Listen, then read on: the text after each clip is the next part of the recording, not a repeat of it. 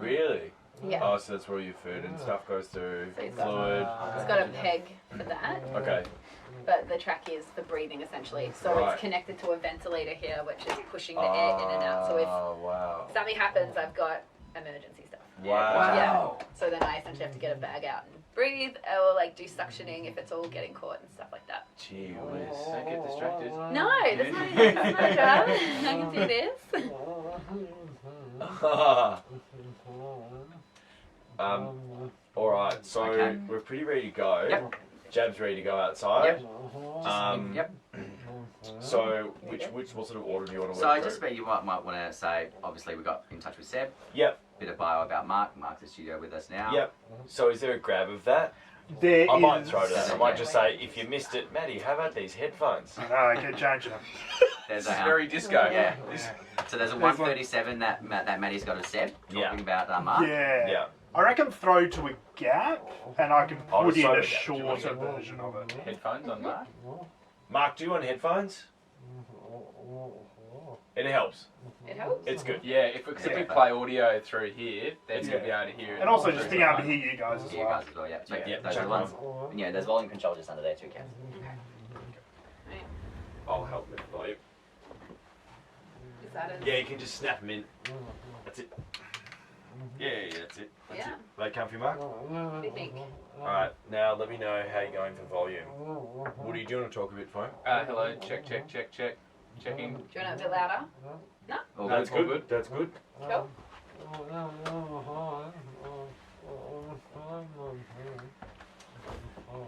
He said try his best to talk.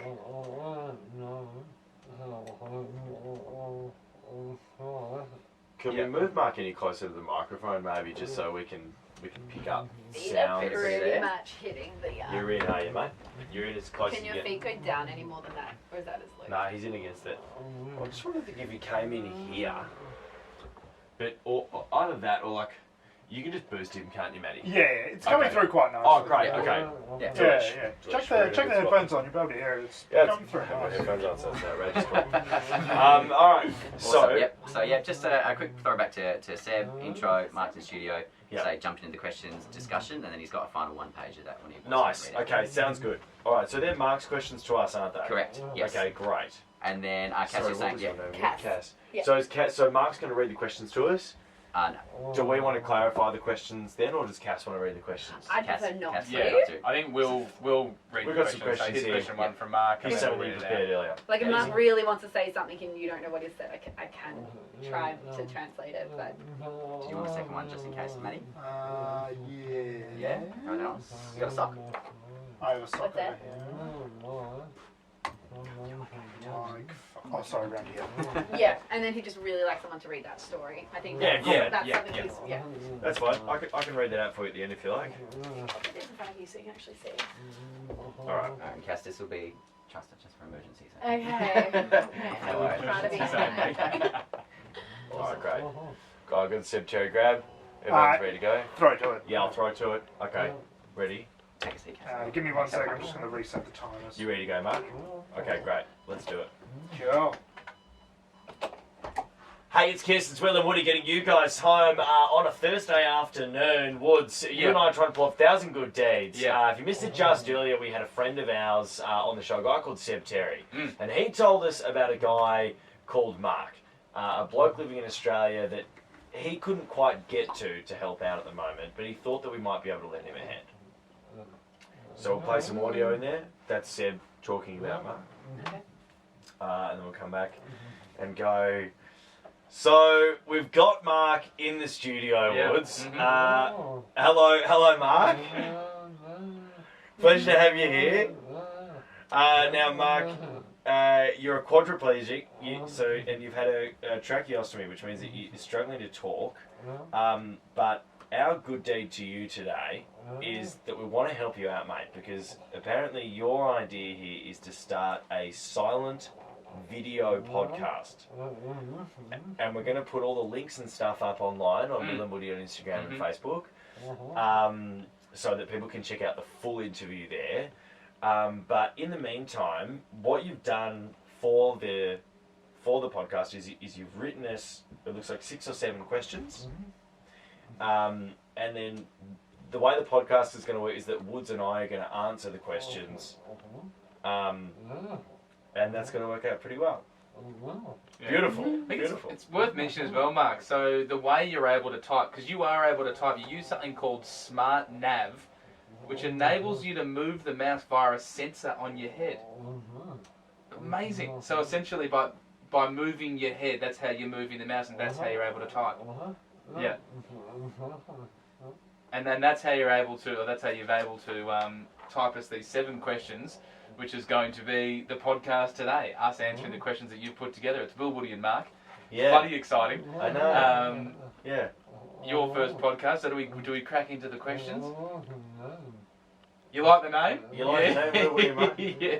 Well, if you look around us, we've got you on the screens here as well. We've put you on the TV screens around the studio. Will, Woody, and Mark. You can see your face up on the screens there. So, pretty good setup. Actually, it's worth mentioning as well. Like, so one of the things on your on your bucket list was to do this podcast, but you've already done a half marathon, a full marathon. You've appeared on Neighbours. I've been trying to get on Neighbours for years. You've been on Neighbours, and you even got a kiss from Miranda Kerr, mate. That's Wow. unbelievable. Wow. Was it like any tongue or just? Little bit.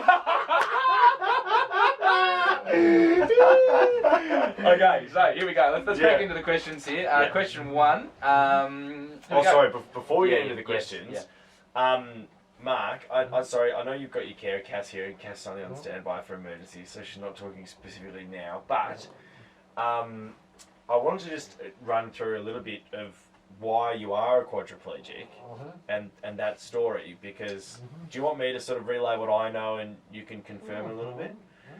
So Seb told us that you were that you had Lyme's disease, which is something which is transferred bacterial infection that you get by a bite from a tick.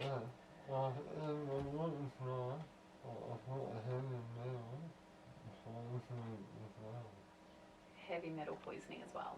And heavy metal poisoning. Wow. Not like Metallica. But you're going to too many death metal concerts. And so how old were you when that happened, Mark? 23. 23. Mm. 17 years ago.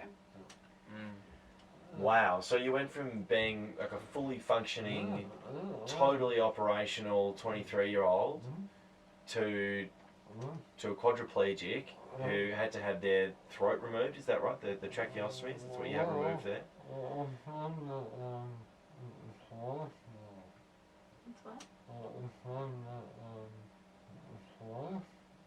And not a choice. Part of your life now? Yeah. Yeah. Real lifestyle choice. Yeah. So how quickly did that happen? Over 3 years. Oh, that's so scary, Mark. Wow. Can't move at all yet. Lives in the home. And you live in the home. Yeah. Yeah. Yeah. Home, not Yeah. yeah. Wow, mate. All right. Well, I'm really looking forward to doing this. That's just a little bit of your background. We've got your 7 questions. I actually love this. Your view on awareness, Mark. I love this. With a lead by example type approach, my aim is to not exclusively directed towards disability or illness or towards community acceptance of either of these things. It is much rather about empowering the individuals.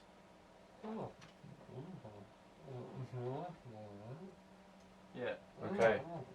really well said. All right, mate. Well, let's get into it. So I've got 7 questions Yeah. here. Question number 1 for us, Woods, on Yes. the Will, Woody and Mark podcast Yeah. is, have you guys had much to do with disability? I'd love to hear some examples. I actually, Mark, I did a stand-up show with a brilliant stand-up. Hopefully he hears this. His name's Hayden Stevens. He's in WA. And he has muscular dystrophy, which means he's also wheelchair bound. And I remember he actually, I saw him in a Raw comedy final, and that actually inspired me or gave me the courage to actually get up on stage, because I saw him. He absolutely he lit the room up. I've never seen someone control a room like he did. And there he is from the wheelchair, going through his own difficulties to get up there on stage. And he went on and did it. So then I started doing stand-up. Then we did a stand-up show together, and that experience was incredible as well, because we both had to do a 20-minute set. But before shows, we'd have conversations, and he'd say, "I'm not sure if I'm going to get to the 20 tonight," and he had things like oxygen on standby to make sure he had enough oxygen. And every single night, he got through his 20 minutes, and he was way better than me as well. So everyone, loved the first half with him, and then I really brought the show down for the second half. It really died in the arse. Yeah. And then luckily we came on at the end together, and then brought the crowd back at the end. Yeah. But yeah, that was a great experience that I had with Hayden. And if Hayden's listening, g'day Hayden. Yeah, he was cool. Really, really cool. What else have we got here?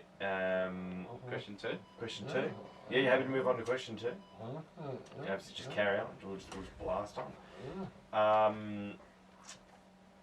Apart from my disability, how am I different than you? Emotionally, desires, aspirations, etc. Are you asking that question from our perspective, like how we think, whether we think you're different from us? That's a really good question, actually. And I've wow, you're really asking a lot of things, Mike. That's a great question. When I think about that, you're right. I've got to admit, I would think that when I look at somebody with a disability, one of the things that terrifies me the most, is because I am such an ambitious person. One of the things that scares me the most is not being able to do some of the stuff that I do. Yeah, there's so much that I still want to do with my life, and I think I look at when I'm looking at you, when I was asking you before about your illness, and I was asking you about when you got bitten and stuff like that. That absolutely terrifies me, because I could, as you said, you were 23 and you were fully functioning and whatever it was, and then within the space of 3 years you can't move, can't talk, can't walk, and yeah, mate, that scares the shit out of me, if I'm being honest. So looking at you with a disability, I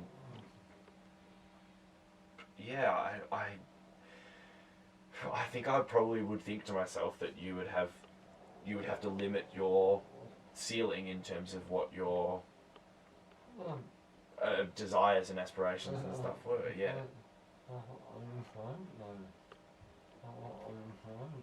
You don't?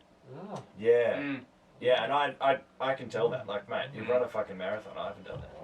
He hasn't even run half a marathon, mate. He hasn't even run 10 kilometres. I can see that. I think it does sound like we have similar desires, though. I mean, you've kissed Miranda, that's always been a desire of mine.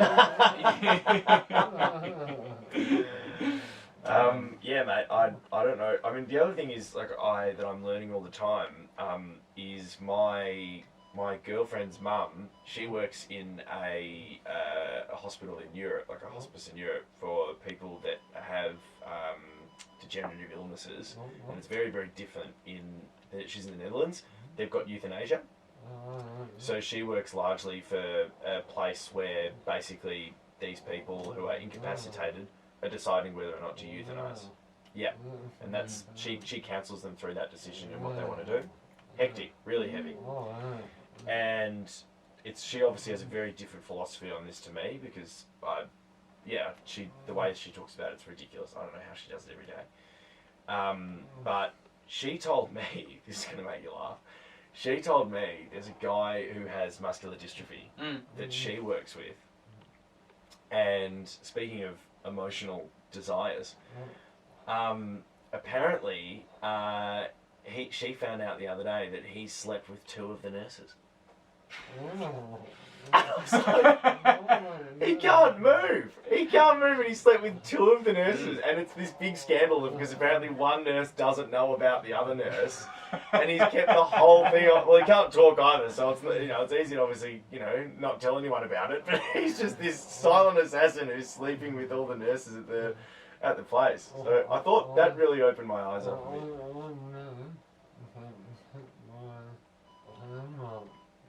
He needs to pick his game up. Just got the one nurse at the moment. Oh, it's amazing. Yeah, so that's something I'm actually learning about, Mark, and I look back on how I've looked at people with disabilities before, and I 100% can say with honesty that I have definitely looked at them and thought that their emotional capacity and aspirations and desires have been limited. I'm not proud of that, but yeah, I'm learning a lot about that.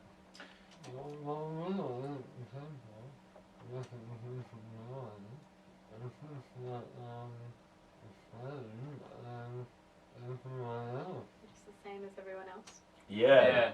Yeah. Yeah. Can I ask, Mark, so 23, then it takes 3 years, gradually starts happening over 3 years. So then you're 25, 26. Was there a period there where you more had that mindset, where, the aspiration did drop down and, there was a time where you were, I imagine, pretty down in the dumps?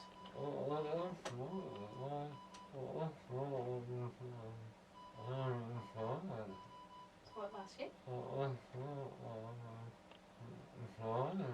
Oh, he thought he was dying. Oh, yeah, Yeah. of course, yeah. It was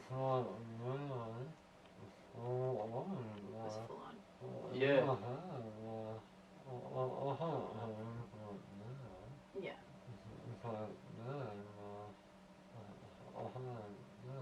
Yeah, he's like a bit better dealing with it now, but it's Yeah. still moments. Yeah, of course. Sorry, Mark, just on that vein, and we'll keep going through your questions. What, sorry, Cass, I know you're translating a lot here. What turned it around for you, mate?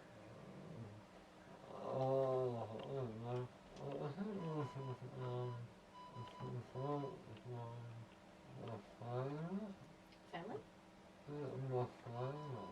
Your father? Having support from your father? He was really there for him.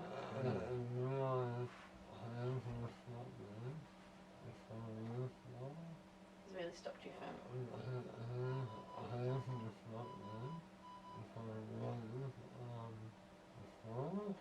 He hasn't stopped you from not doing these things, is what you're saying? Yeah.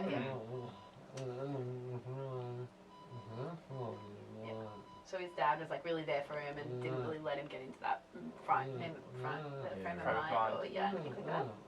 Yeah. Okay.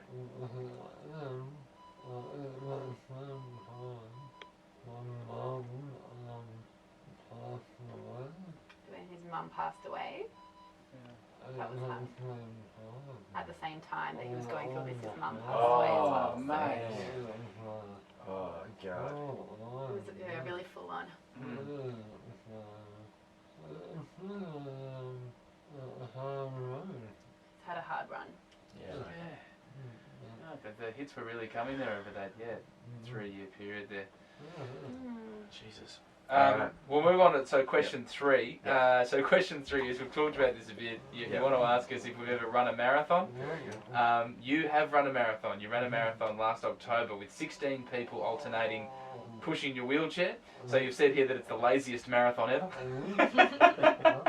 Well, Mark, I said to you before, I'm actually running the marathon this Sunday. So 3 days away. So I'll have to let you know if I get to the finish line, mate.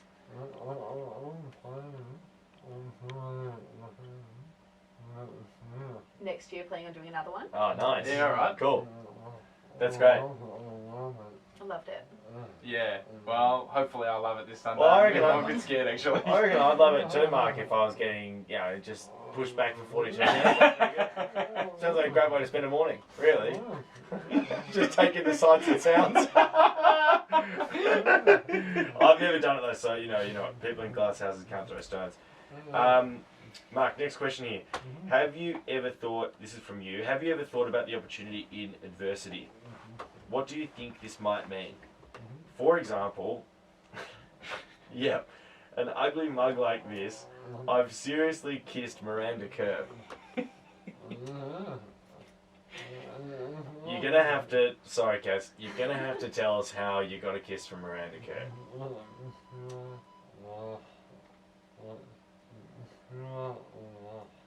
Pure luck. Pure luck. There's no way to explain it. Just right place, right time. Wow. It was on your bucket list though? Oh, You had like a little bucket list he was trying to, he was supposed to like drive a Ferrari or something like that? A Lamborghini, you got to like drive a Lamborghini. Lamborghini. Oh, nice. So we had these things he was ticking off and that was Yeah. wow.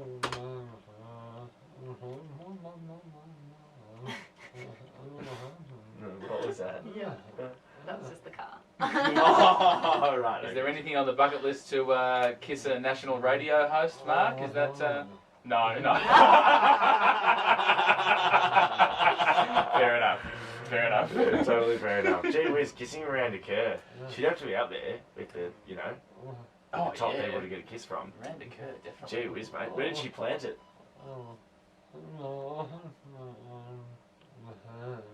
The hand. On your hand. On the hand. Lovely.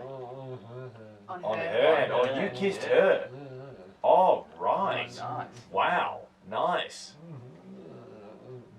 Delish. Good stuff, mate. Was it a crisp kiss or got a bit of drool?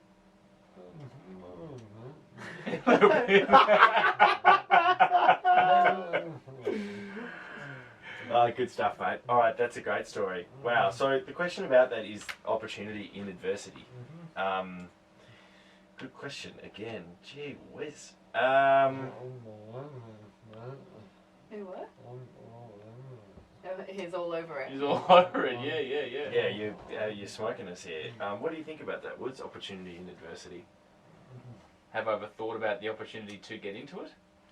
No, the opportunity that it presents in adversity. Oh, sorry. Excuse me. Sorry, Mark, you need to use simple words with them. So, I'm Mark, smart. just to I- clarify this, just you're saying that like you think that there's a wonderful opportunity when you're facing adversity because you naturally, through the nature of adversity, if you overcome it, you achieve.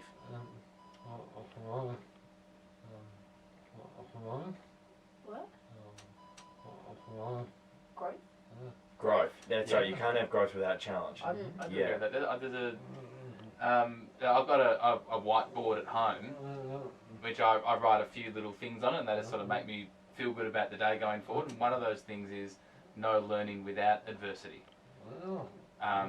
But I appreciate as well. It's an interesting one. Even the word adversity. Like, I mean, I think about my personal life so far, and as far as significant adversity goes, there's nothing that even gets on the scale of what you define as adversity. But I think it's still, and you know, you can't feel guilty about that, but I think it's still important to, whatever adversity you do have, because everyone does face adversity to some degree.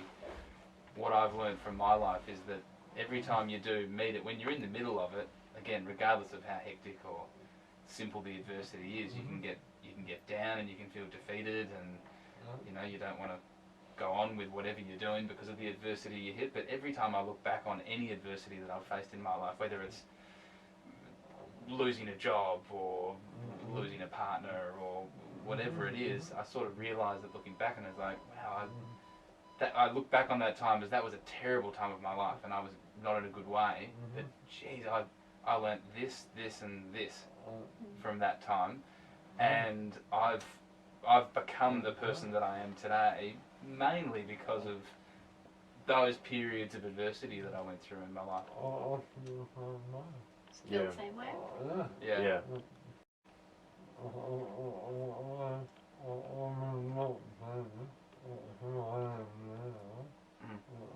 Yeah. He wouldn't be who he is now without Yeah. going Yeah. through it. Yeah.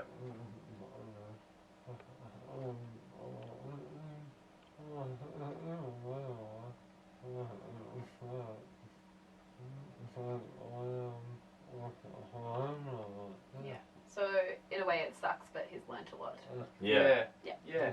You know, the really interesting thing about that as well is that I think that, like, it's not necessarily an incredibly erudite thing to say that, you know, you can't have growth without challenge, or, you know, I can't believe how much I learned when I was struggling through something.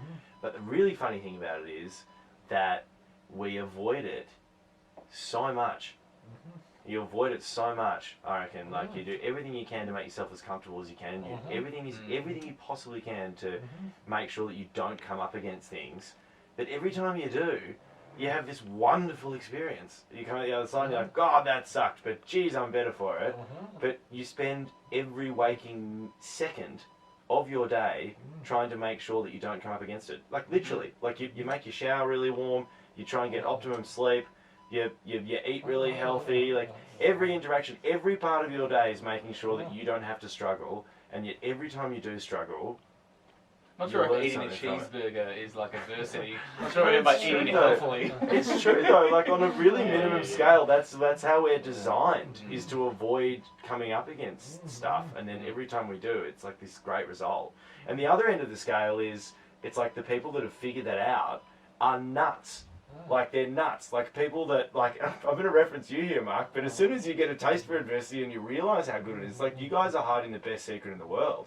Because you know how much joy you get out of overcoming something, and so you seek it out. You know, it's like, I was talking to Woody about that epic documentary with that rock climbing dude. I don't know if you've seen it. The Dawn Wall. Have you seen that on Netflix?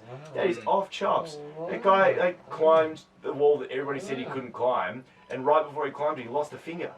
And he was like, "Nah, I'm still gonna do this thing." And I just couldn't stop watching, because I was just like, "Why are you doing this to yourself?" And then you watch the end of the documentary, and you can't help but just cry with relief, because you're just feeding off the satisfaction that he gets. And speaking of a direct positive coming from adversity, losing the finger made him a very special climber, because he was able to get into nooks that no one else couldn't get into. It was phenomenal. Yeah, so great, mate. These are Great the best questions I've ever had in an interview. I'll tell you that much. We might just take these questions and ask our other people. Can we use these as a template? Question 5 here, mate. Do you follow your dreams? Can you give examples? Mark, you're currently at university studying arts commerce with majors in creative writing and marketing. In fact, I'm even writing my second book. What? Yeah, mate, that's amazing. Wow. That is that. What? He follows his dreams. Yeah. And you don't let anything hold you back from doing that. I mean, that's awesome. So can I, like, so when you're using a sensor on your head to move a mouse, so that then goes over a keyboard on a screen, and that's how you're able to type? Yeah. So he has these glasses with like a little sensor in the middle. Yeah. So essentially, like the slight movements, and then is it when you nod that clicks? Is that right? You hover, and then if you hover over it, that will like click, so then it can type, and he's got his fingers cool. up and hover. Yeah. So I thought, because I was watching the Stephen Hawking movie, and he was using his eyes. That's outrageous. He doesn't like it. Why don't you like Stephen Hawking?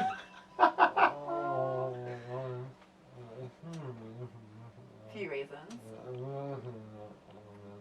Big reasons. It's Don't worry. Yeah. Alright. Are we talking like, like black hole stuff? Like, are we getting into the physics of it, or as a person? As a person. Yeah, cool, gotcha. Yeah. Yeah. Cool. Well, do we follow our dreams? Well, I can speak for myself here.